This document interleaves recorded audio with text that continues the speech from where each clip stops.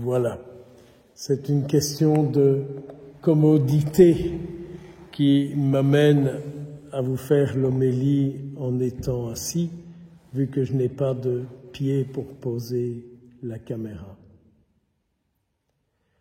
Tout d'abord, c'est pour moi une page d'évangile qui me touche beaucoup. Si on reprend ce passage pas à pas, nous avons tout d'abord Saint Jean, qui est quand même pas n'importe qui dans le groupe des apôtres, qui va trouver Jésus et qui se plaint de ceux qui font du bien et qui ne font pas partie de leur groupe. L'histoire est vieille, hein? Or l'Église pointe salut, n'est-ce pas? Et Jésus lui dit, celui qui fait du bien en mon nom ne peut pas dire du mal de moi après. Alors, vous méditerez pour vous-même. Et je me disais, pour moi qui suis croyant, je dis bien pour moi qui suis croyant, je suis convaincu que tout homme, toute femme est créé par un vouloir de Dieu. Et que si tout homme, toute femme est créé par un vouloir de Dieu, tout homme, toute femme est capable de faire des choses bonnes. Est capable de faire des choses bonnes. Parce que en lui, il a été créé initialement bon. C'est les circonstances de la vie qui fait, je crois, qu'on attrape des travers et que parfois, on fait subir nos travers aux autres. Et donc, notre Seigneur Jésus, qui sait ce qu'il y a dans le cœur de chacun de nous, comprend qu'on peut faire du travers. Parce qu'il sait, lui, d'où ça nous vient et comment nous avons attrapé ça. Il ne faut jamais se tracasser. Il comprend tout, il sait tout. Le problème, c'est, je crois, notre démarche auprès de lui. Autre point, Jésus aime bien de voir le bien qu'on fait aux autres. Et il dit, le bien que vous faites aux autres, vous en serez récompensés. Savoir faire du bien aux autres.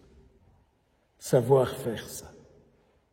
C'est pas si évident que ça, hein, parce qu'on vit quand même fort dans un monde où on ramène tout à soi et où on s'ouvre peu au bien de l'autre. Oui, prier pour la guerre au Liban, c'est facile, mais prier pour les souffrances de mon voisin, c'est autre chose. Et puis, on a tout ce que notre Seigneur Jésus dit sur les pieds, sur les mains, sur les yeux. Hier, j'étais surpris à la première Eucharistie à Waterloo, après avoir proclamé l'Évangile. J'entends quelqu'un qui est dans l'assemblée et qui dit « c'est quand même dur, ça ». Et c'est vrai que c'est dur. Mais c'est dur si on se met à l'extérieur du Christ. Parce qu'en fait, Jésus sait à quoi nous destinons nos membres. Regardez avec nos mains, on peut faire du bien à l'autre et on peut lui faire du mal. On peut aussi se faire beaucoup de mal. On peut se blesser. On peut se faire souffrir.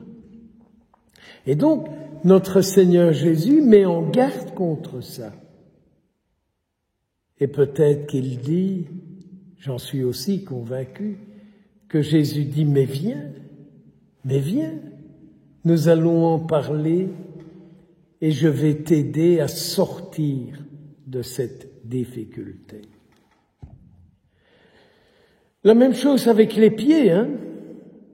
On peut frapper avec, on peut se rendre dans des endroits où on se fait le plus grand bien, ou bien on se fait le plus grand mal. Vous le savez comme moi, je ne dois pas vous faire de photos là-dessus.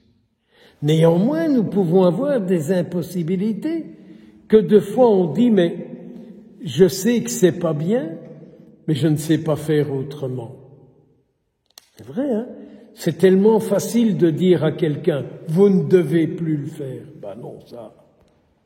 C'est pas parce qu'on nous dit qu'on ne doit plus, qu'ipso facto, on est capable de ne plus le faire. Hein? N'est-ce pas? Et la même chose avec les yeux.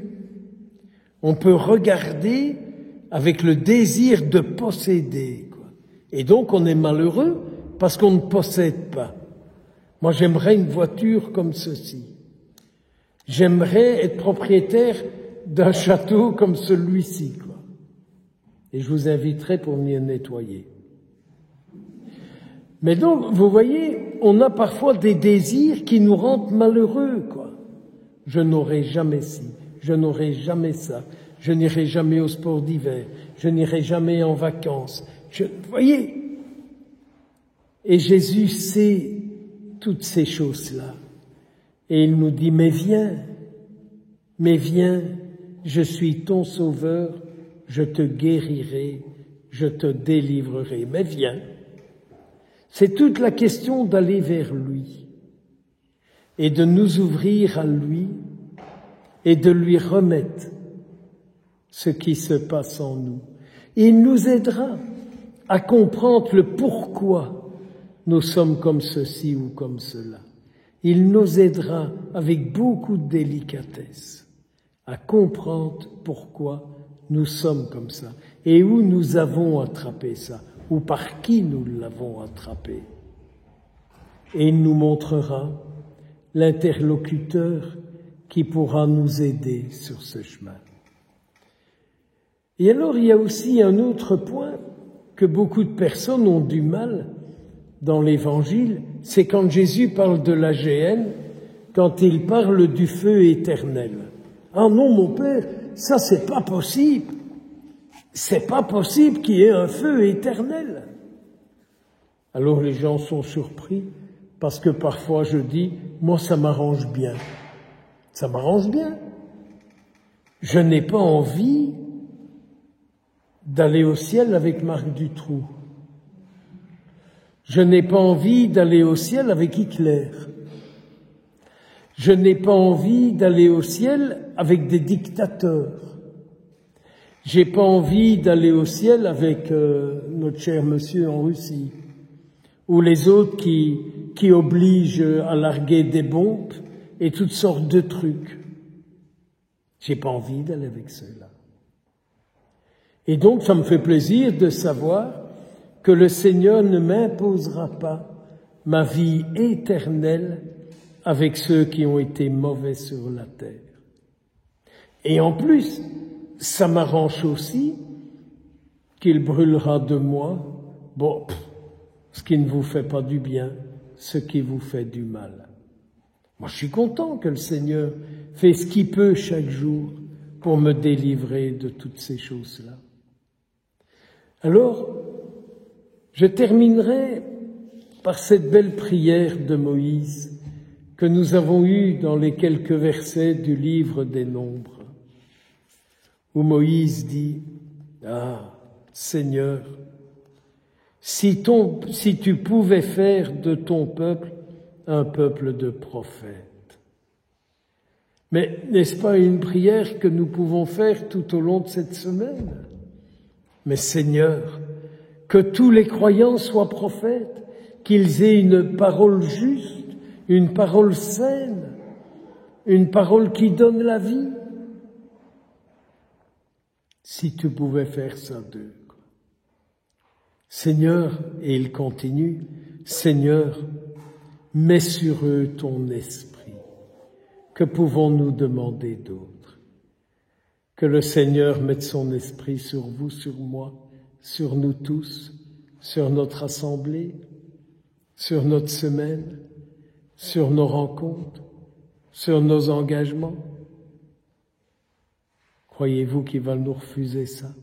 de nous sauver, de nous libérer, de répandre sur nous son esprit. Soyons là où tout cela nous sera accordé. Qui plus est, aujourd'hui, c'est la fête des 3 archanges.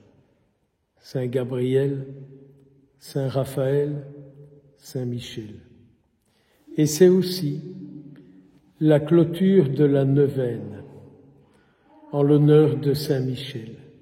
Et le dernier jour, nous lui demandons que le mal ne prenne pas vie en nous et que le mal ne nous détruise pas. En d'autres termes, que nous puissions vraiment vivre en enfants de Dieu, libres, libérés.